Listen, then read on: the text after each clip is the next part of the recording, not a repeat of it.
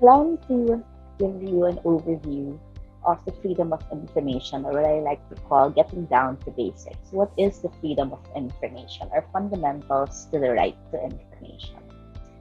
So for this part of the learning series, I hope to be able to cover the following things. Just a basic understanding of the concept of freedom of information, why it's important or why it's crucial, the basis of freedom of information, what freedom of information is not, as opposed to what is, and balancing freedom of information with the right to privacy. And I will be closing this part of the lecture with some data sharing mechanisms that hopefully addresses the tension between privacy and freedom of information. So what is freedom of information, or FOI? FOI is a concept that broadly refers to the principle that individuals and the public at large have the right to access information held by government.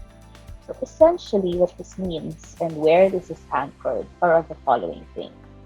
Okay, so based on the Philippine Constitution, we have the Bill of Rights and the Declarations of Principles and State Policies.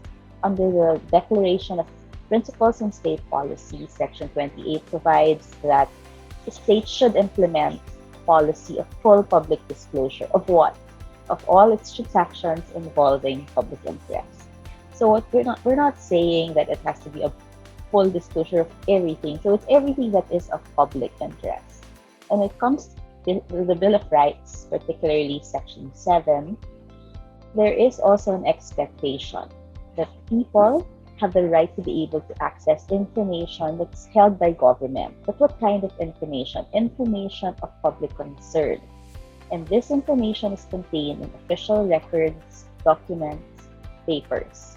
And what particularly do they pertain to? Official acts, transactions, decisions. The purpose of that is actually found also in the same section, to be able to help people participate effectively and meaningfully in policy, in decision making, and how essentially the state is governed. But of course, the Bill of Rights also recognizes that there can be limitations as may be provided by law.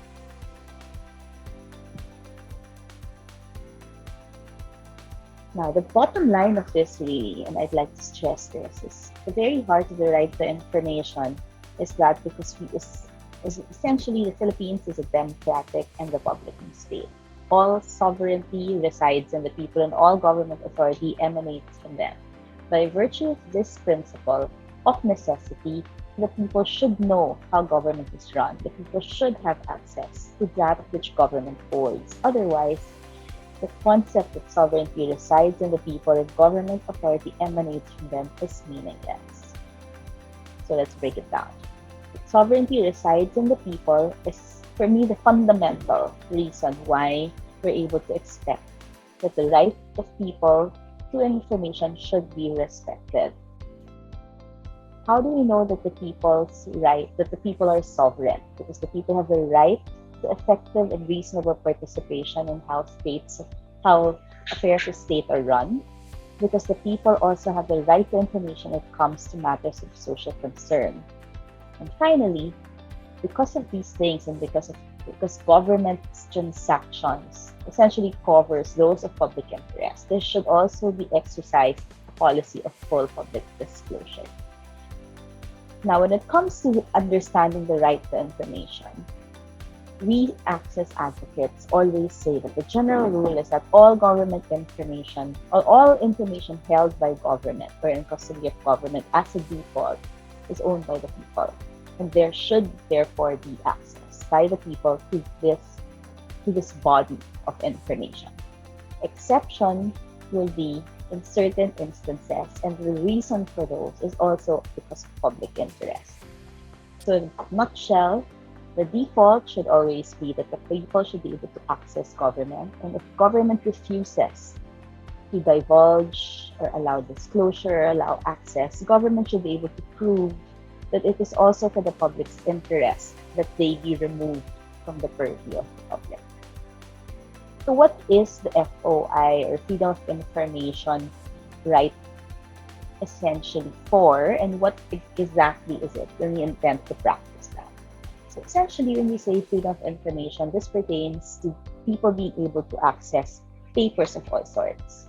Like what kinds of papers held by government or what kinds of documents? These are official documents, official transactions, official decisions, government research data used for policy. So we're not talking here about things that have yet to really attain finality, or things that are done or things that are not found in documents. When we say freedom of information, we're talking about information in its original state. So we're not talking about summaries. We're not talking about what interpretations of these documents. We're actually talking about people having access to first-hand information contained in these papers. Information contained in official records and public documents. But what is the purpose of FOI? It's a tool. Tool for what? For research, for advancing advocacies and causes. It's a tool also for claiming rights, to be able to enforce your rights as found in the Constitution or in our various legislation, to be able to know what you can demand from government, how you can demand them, how you can avail of them, what processes you need to go through to be able to demand better service. If you have no access to information, you will not know what kind of services you're entitled to and how these services should be delivered. Also, freedom of information allows you to participate if there is policy intended by government to be undertaken. Without access to information, all are screaming on the streets, all are rallying, all freedom of expression not founded or not based on information. It's just noise. So what freedom of information ensures us is that we're able to effectively participate in policy making, effectively critique if necessary. And this is what we call also one of the tools, a tool also for anti-corruption and holding government accountable. Now, one last aspect of the freedom of information. We say as well that freedom of information, there are two sides to the right to information. The right to access, which is essentially a demand-driven way to get information, and the right to expect disclosure, in which case government is also expected to, without the need for demand, on a regular basis make available to the public documents it holds which are of public interest. So these two things, whether it's demand-driven or whether it's a mandatory disclosure made regularly or upon the happening of certain instances, these are both parts of what citizens can expect to be how freedom of information can be done. But what is freedom of information not? So it's not to confuse. Freedom of information does not make government a research aid. We don't go to government and ask government what is the peace and order situation of Makati City. Government is not there to do research for you. So you can ask government perhaps on the latest statistics when it comes to the number of crimes committed last year vis-a-vis, and then probably you yourself will do the historical analysis and see if peace and order has actually improved. But government is not there to be your researcher or your research assistant. That is not FOI. FOI is also not really a help desk. Okay? So while it is important for government to be able to respond to needs of the citizens, when we make an FOI request or a request asserting our right to information, it's essentially asserting our right to get certain data and information from government, but not to perform certain tasks. Okay, so allow me to illustrate. For instance, if you want to know the rules, for instance, to be able to avail of a scholarship that is being offered by your mayor, you can file an FOI request and ask, what are the rules? What are the criteria? What's the process? What's the application procedure? What's the screening procedure? That is your FOI. But you do not demand for a scholarship grant from your mayor under the guise of an FOI request. It's very different. Both valid things you can ask from our government, but one is FOI related, the other is not. Next, what is freedom of information not? Whilst freedom of speech, freedom of expression are crucial, they are also different from freedom of information. Of course, ideally, when we say freedom of speech, freedom of expression, they're also anchored on the fact that we have access to information. They're separate. What does this mean? When we ask and assert our right to information, it should not matter what the reason is for us asking. Are you opposition? Are you going to use it because you intend to stage a rally? Are you asking for it because you intend to push for the candidacy of a certain incumbent official? It should be immaterial. Because the reason for using them, whether you're happy with the information you're going to get or dismayed at the information you're going to get, and how you intend to express your dismay or your approval is immaterial to freedom of information. This leads me also to what information is not, in the sense that some people confuse this concept of right to reply. For people in government, for us citizens, let me begin. Freedom of information is neutral. Information is neutral in the sense that the documents or information you're asking for is neither pro or against particular individuals. Yes, the information contained in those documents may not be in your favor. They might in fact be damning to you. But but regardless of what they contain, the fact that the citizens have the right to information does not give government the right to explain itself.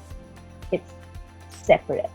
So let's try to remember to uncouple these things, because the people's right to information is, again, regardless of whether this information makes government look good or government look bad.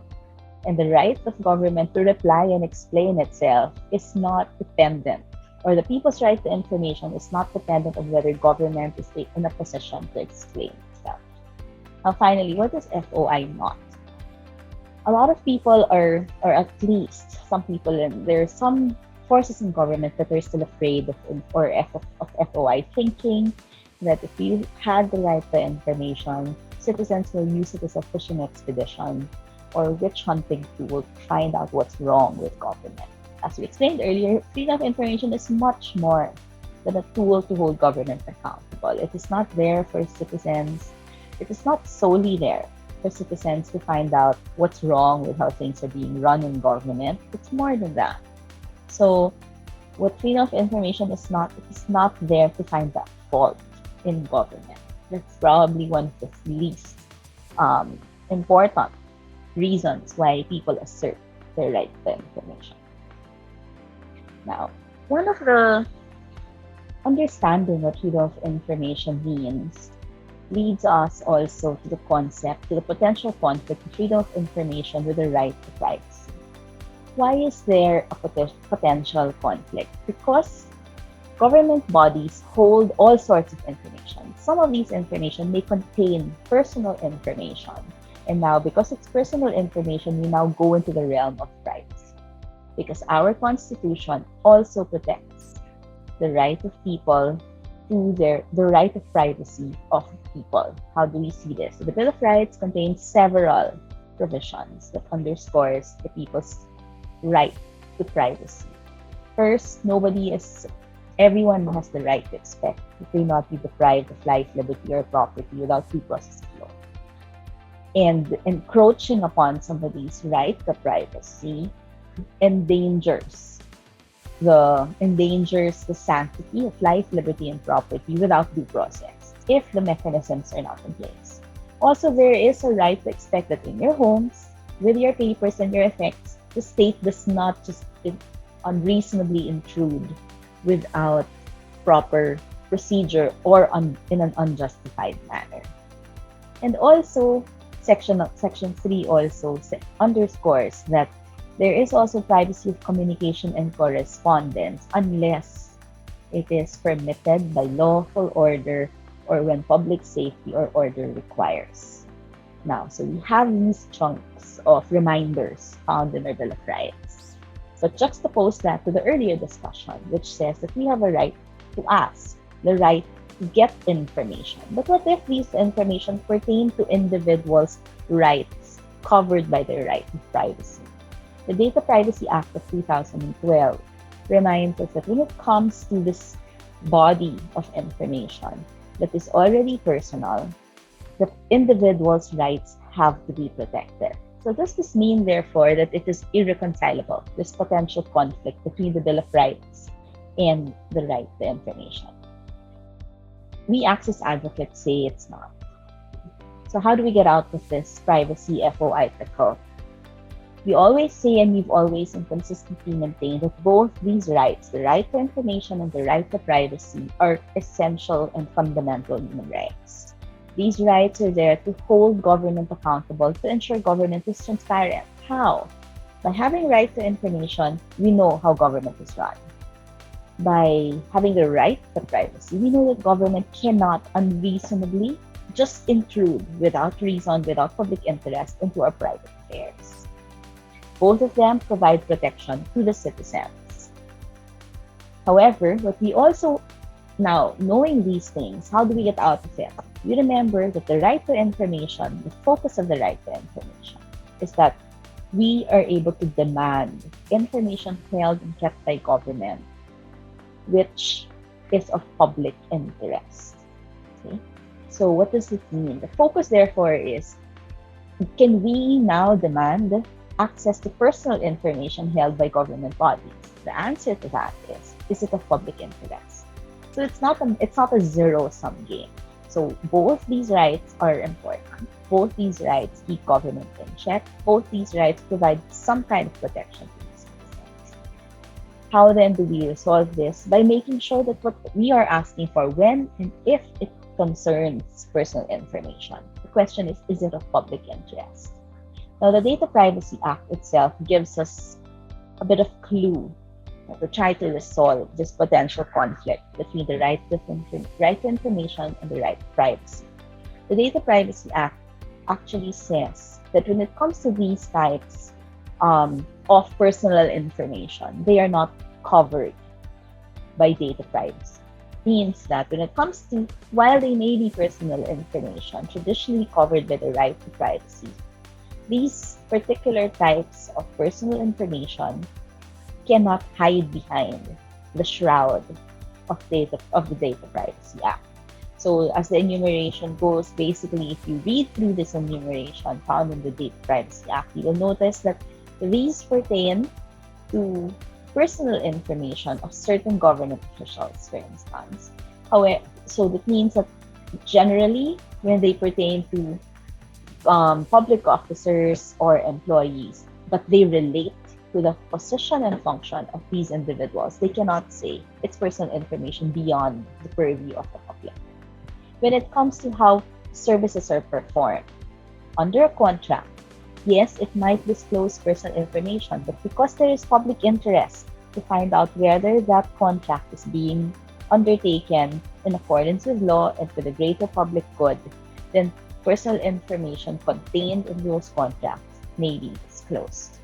So if you go through this listing, you will see that the question is it for the public interest? And does it have anything to do with how public functions and with how public service is carried out? If so, most likely you cannot hide behind the Data Privacy Act. Now, allow me to end with some of these tools that can be used to be able to try to resolve this conflict between right to information and the right to privacy. So these are some data sharing mechanisms which may be used to try to still invoke or enforce your right of information while maintaining the right to privacy of individuals if they are so covered by the Data Privacy Act. So first, we have data anonymization. So data anonymization essentially means that we're able to strip off identifying information from the documents or the information released permanently. So much so that what happens is the things that would identify the information to particular individuals are removed permanently, that you cannot see and find out whose information those pertain to. The other one is data aggregation, or summing them up, summary or totals and combination. So these different mechanisms of aggregation, what do? Because you put them all together by way of combination or summary, the particular identifying markers of individuals that to whom these information pertain can no longer be deduced because you put them all together. So that's data aggregation. Now, data de-identification, similar to anonymization, strips off the data, strips off particular identifying markers from the information that would link them to particular individuals. However, these are not permanently done. So you can still be able to, by way of using similar or connected information, possibly deduce the individuals. Now, we also have what we call data sanitation. Data sanitation really pertains to our storage devices, for one. If government gives you the information, it should be able to strip off certain things from the storage mechanisms, or it should be able to cover certain things that would otherwise be not covered by the right of information. Finally, redaction. So what is redaction? And probably this is the most popular that we advocate and we can easily push for, hoping we enter a regime where the freedom of information law is already here in the Philippines. Redaction means physically actually covering certain sections of the data to be able to hide personal information or sensitive information, confidential information, or information that would have fallen under the exceptions to the right of information, so much so that they cannot be released. A popular example where this can be used, for instance, where if the SALN were to be released, or the statement of assets, liabilities, and net worth of a particular public official were to be released, and it contains certain personal information that don't pertain to him, for instance, things that would pertain to his minor children, he can easily redact or cover them, so much so that when the information is released and made public, there is still a protection and there is still a recognition that these information are covered by data privacy.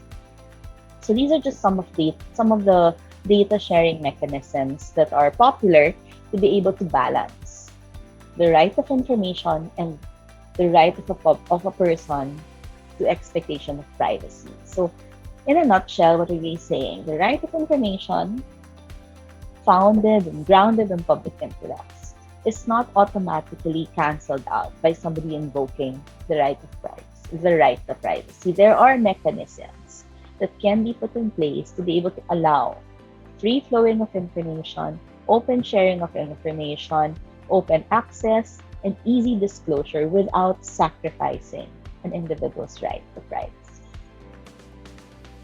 So you can find additional sources or understand a bit more the right of information in these particular, in some of these instruments. So, Universal Declaration of Human Rights, the Constitution, EO number 2 series of 2016, which provided for the EFOI portal and mechanism of the government, the Data Privacy Act, Anti-Red Tape Act of 2007, the Code of Conduct and Ethical Standards of Public Officials and Employees. So I hope this session helped you understand a bit more about the freedom of the right to information, why it's essential to our democracy, and why it should not be feared. In fact, it actually enhances our claim that indeed we are a democratic and republican state. So I enjoin you all to continue to join us in this push for a genuine regime of openness, accountability, and transparency. Thank you very much.